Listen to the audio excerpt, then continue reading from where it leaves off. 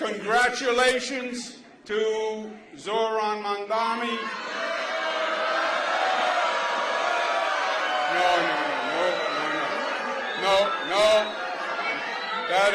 No. That is not right.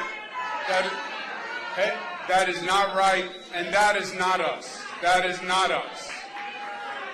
Tonight was their night, and as they start to transition to government, we will all help any way we can because we need our New York City government to work. We want it to work for all New Yorkers because our city is the greatest city in the world, and we will unite for New York City because we love New York City.